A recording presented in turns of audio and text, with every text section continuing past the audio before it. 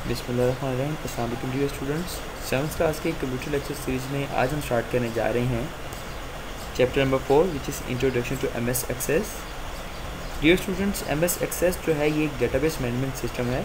और database management system क्या होता है? ये एक सॉफ्टवेयर होता है जो हमारे डाटा को ऑर्गेनाइज़ करने के लिए और मैनेज करने के लिए हम यूज़ करते हैं। ये हमें एक ऐसा इन्वायरमेंट प्रोवाइड करता है जहाँ पे यूज़र जो है अपने डाटा को अपडेट कर सकता है, अपने डाटा को डिजिटली रिकॉर्ड कर सकता है, अपडेट कर सकता है, उसे डिलीट कर सकता है और डाटा को हम रिट्राइव कर सकते हैं।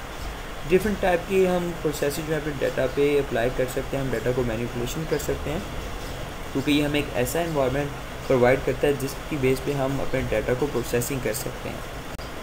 डियर स्टूडेंट्स, अब हम देखते हैं कि डाटा क्या होता है। डाटा जो है वो हमारे पास रॉ फ्रैक्शन फिगर्स होते हैं। हमारे पास कोई भी रॉ मटेरियल होता है जो हमें किसी भी तरह मिलता है, हमारी जो रेलिवेंट इन्फॉर्मेशन है उसके अकॉर्डिंगली हम अपने डाटा को कलेक्ट करते हैं, जो कि एक रॉ फॉर्म में होता है। देन हमें जो है उस डाटा पे हम डिफरेंट ऑपरेशंस को अप्लाई करते हैं, डिफरेंट मैनिपुलेशंस अप्लाई करते हैं। उसके बाद हमारे पास जो एक मीनिंगफुल फॉर्म में जो डाटा आता है, जो हमारे पास मीनिंगफुल फॉर्म में डाटा आता है, हम उसे इन्फॉर्मेशन कहते हैं। और इन्फॉर्मेशन जो है ये एक सिस्टमेटिक और मीनिंगफुल फॉर्म ऑफ डाटा होती है, जिसकी बेस पे हम डिफरेंट डिसीजंस जो है वो ले सकते हैं। ये हमारी फ्यूचर प्लानिंग के लिए बहुत इंपॉर्टेंट होती है।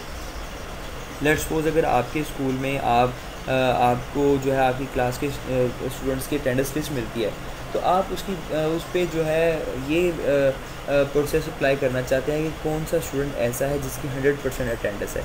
तो जब वो आपको रॉ डाटा मिलेगा उसके ऊपर आप प्रोसेसिंग अप्लाई करेंगे, तो जिस स्टूडेंट की सबसे ज़्यादा अटेंडेंस जो होगी वो जो है वो अटेंडेंस अवार्ड जो है वो एनुअल प्राइज़ डिस्ट्रीब्यूशन डे पर हम उसे देंगे। तो वो सारी जो है प्रोसेसिंग आप जब अपने डाटा पे अप्लाई करेंगे तो उसके बाद ही आपके पास मीनिंगफुल इन्फॉर्मेशन आएगी। तो उस इंफॉर्मेशन पे ही आप काम करके, और जो बच्चा जिसकी अटेंडेंस जो है वो 100% होगी उसे ही हम प्राइज़ देंगे। डियर स्टूडेंट, अब हम देखते हैं कि डेटाबेस किसे कहते हैं। डेटाबेस हमारे पास एक ऐसा कलेक्शन ऑफ रिकॉर्ड्स होता है जिसमें लॉजिकली रिलेटेड और सिमिलर टाइप ऑफ डाटा जो है वो हम स्टोर कर सकते हैं। डेटाबेस में जो हम एक डिफरेंट पॉइंट्स पे या डिफरेंट टॉपिक्स पे हम एक डेटाबेस बना लेते हैं। लेट्स सपोज अगर हम स्टूडेंट का डाटा जो है वो डेटाबेस में स्टोर करना चाह रहे हैं, तो जो हमारी डेटाबेस होगी उसमें सिर्फ स्टूडेंट टाइप का ही डाटा होगा। स्टूडेंट टाइप का डाटा कैसे हो सकता है? स्टूडेंट का रोल नंबर हो सकता है, सीरियल नंबर हो सकता है, student name, father's name, address, CNIC हो सकता है उनके पेरेंट्स का या स्टूडेंट का, या बेफॉर्म नंबर, या हमारे पास उनका जो है कॉन्टैक्ट नंबर हो सकता है। इस तरह से हमारे पास जो डेटाबेस होगी उसमें सिर्फ हम रेलिवेंट डाटा ही रख सकते हैं। जैसे स्टूडेंट से रिलेटेड जो है वो डाटा हम स्टोर कर सकते हैं डेटाबेस में।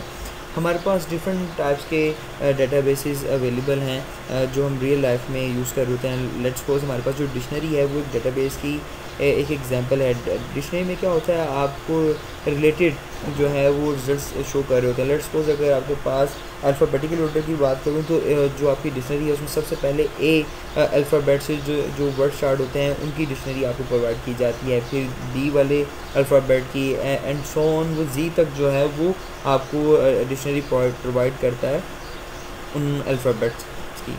उसके बाद हमारे पास देखें एयरलाइन की डेटाबेस आ जाती है। एयरलाइन की डेटाबेस में क्या होता है, इसमें सिर्फ प्लेन से रिलेटेड जो है वो एरोप्लेन से रिलेटेड डाटा इसमें स्टोर हो सकता है। उसमें उसकी डेटाबेस में कौन कौन से जो है वो फील्ड्स हो सकती हैं, उसमें पायलट हो सकता है, को पायलट की आईडी हो सकती है, नेम, एड्रेसेस, टेलीफोन नंबर्स, जो उनका स्टाफ है एयरप्लेन का। उसके बाद आपके पास जो प्लेन है उसका नंबर क्या है, उसका नेम क्या है। इस तरह से रेलिवेंट डाटा जो है वो आपकी डेटाबेस में स्टोर किया जाता है। अगर आप लाइब्रेरी की बात करते हैं तो लाइब्रेरी में क्या होता है, बुक हो सकता है, बुक की टाइप हो सकता है, बुक का सीरियल नंबर, बुक की प्राइस और उसकी इशुएंस डेट हो सकती है, उसके ऑथर का नाम हो सकता है।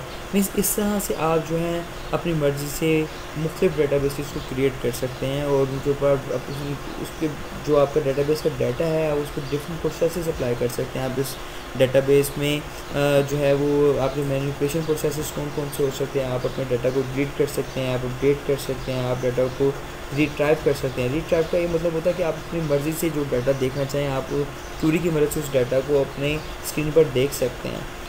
तो आप डाटा को जो है वो अपडेट कर सकते हैं डेटाबेस में।